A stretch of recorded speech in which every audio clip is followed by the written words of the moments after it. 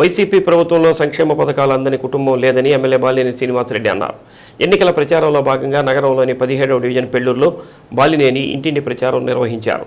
ప్రతి ఇంటికి వెళ్లి వారిని ఆప్యాయంగా పలకరిస్తూ మళ్లీ వైసీపీకి ఓటు వేయాలని కోరారు. ఇంటింటికి వస్తున్న బాలినేనికి మహిళలు హారతులిచ్చి స్వాగతం పలికారు. ప్రజలతో మమేకమవుతూ ఎన్నికల ప్రచారం నిర్వహించారు. ప్రచారంలో పెళ్లూరు గ్రామ మహిళలు, ప్రజలు పెద్ద ఎత్తున పాల్గొన్నారు. కార్యక్రమంలో 17వ డివిజన్ అధ్యక్షుడు నాగం వెంకట్రావు, నగర అధ్యక్షుడు కటారి శంకర్, గంటా రామనాయుడు, బొమ్మినేని మురళి, గొరిపాటి శ్రీనివాసరావు, గుర్రం వెంకయ్య, బొట్ల సుబ్బారావు, చావల శివ, కటారి ప్రసాద్, గ్రామ నాయకులు P Narayana, Mohan, Venu, G Venkatrao, Prasad, Raghavaiah, Srinu, Kishore, Brahmaiah, Jagan Yadav, P Vasu, నాయకులు, కార్యకర్తలు, అభిమానులు పాల్గొన్నారు.